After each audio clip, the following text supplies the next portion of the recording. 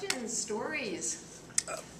For 22 years, my father worked for an incredible lady named Ovida Culp Hobby.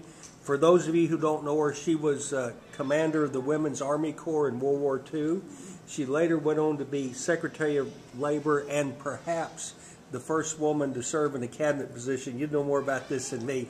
In researching the book and researching Eleanor, did you find any references to Ovida Culp Hobby, where Eleanor had worked together or anything?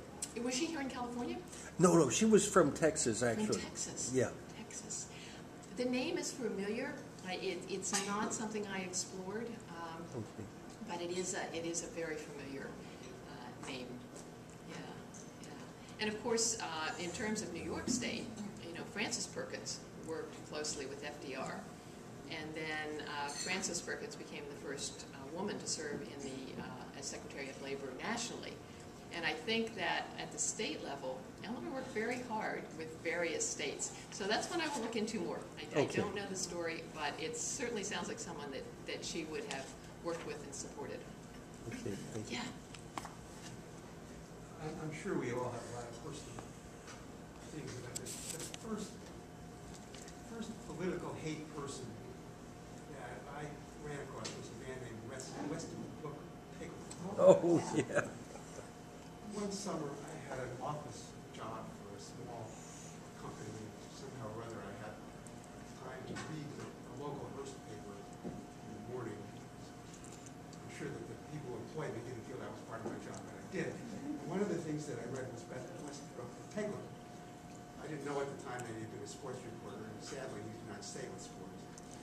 But every article, every column, every one, no matter what the subject was, said something nasty about Eleanor Roosevelt.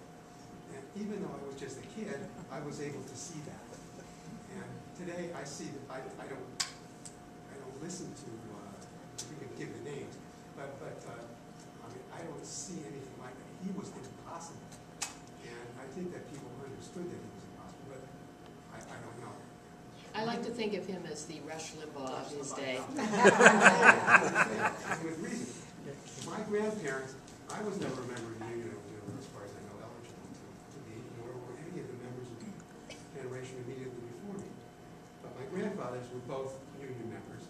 I don't know how active they were because I never met one of them, and the other one was very old when I met him. One of them was a member of the Cigar Makers Union, and undoubtedly knew Congress, although I don't know anything about that. And today was the first time that I knew that the other union to which one of my grandfathers belonged, which was the Cap Makers Union, played any particular part in the labor movement. I had never known that. Yeah. That was Rose Schneiderman's union. They had those unions don't exist anymore because we don't make caps. We have to buy them from a place in Oregon which gets their stuff from Europe, I think Czechoslovakia. And we don't make cigars here anymore because we don't get cigar tobacco anymore. So there's a reason why we have to do it. In fact, the gentleman over there can talk about it more than I can. But it does also tell the story. I mean, things that we make, things, especially in clothing, in all sorts of electronics, things do go out of style. They do go out of, where they're not made at all anymore. Right. Versus where they are still made, but they're just made more cheaply somewhere else. And Eleanor Roosevelt in 1933, one of the first trips she made as First Lady was to visit with her friend in Isabella Greenway in Arizona. And Greenway later became a congresswoman from Arizona, but she was also a copper mine owner. And Eleanor went and met with the copper miners, and the unemployment rate was huge, and copper was being brought in from other countries. And she and Greenway got into this argument where Isabella Greenway was saying, we need tariffs, we need to keep that copper out. And Eleanor Roosevelt was saying, no, we need to make worker conditions safe and reasonable in all those other countries. It's not ever going to work if we just try to keep the stuff out. Mm-hmm. And that was in 1933, and that is basically part of the message she takes to the UN in 1948, that she then takes around the world, that we can't, just... So I think that she was very well aware of these shifts in products and, what we made and things being shipped first from north to south and then to west and then out of the country altogether.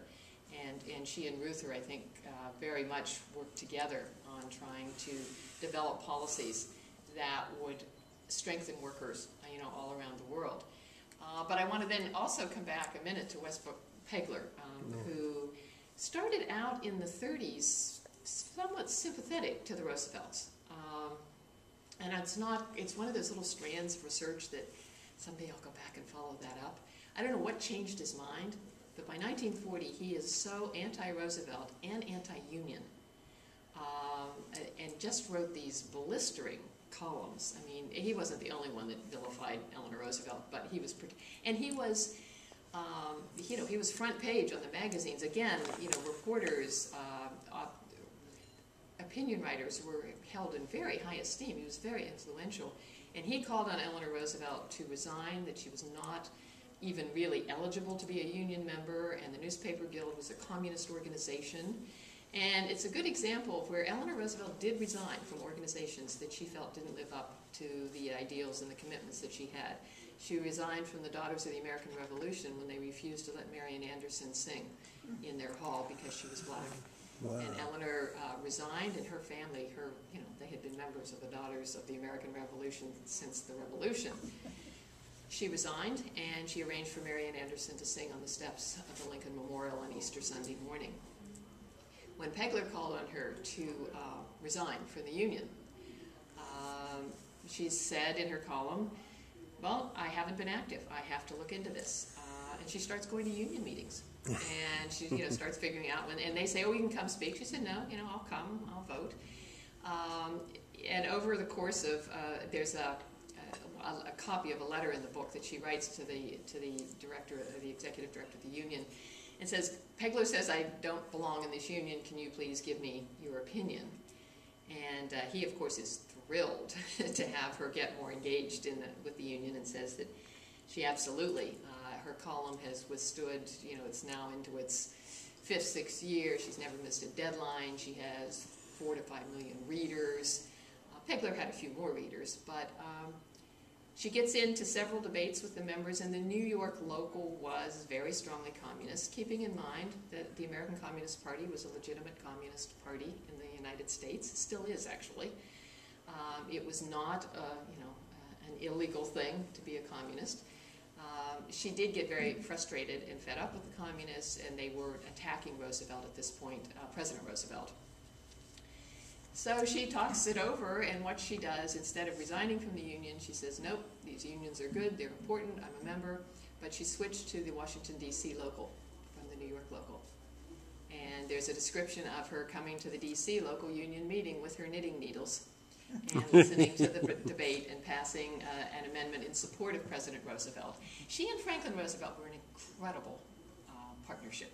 And for all of the stuff about their personal lives, he valued her tremendously, and her connection with people all around the country, and her ideas and thoughts, and bringing, she brings Walter Reuther in to meet with him. And, some union leaders had their own direct access, but Walter Reuther considered her his secret weapon to get to President Roosevelt. But she valued his political skills. She would push and push and push. There was a little box beside his bed, and that was the box where Eleanor put her memos and her thoughts and her position papers. And I was able to follow one of them, where Rose Schneiderman sends her a letter, she circles, she sends it to his chief of staff, and then she puts it in Roosevelt's box.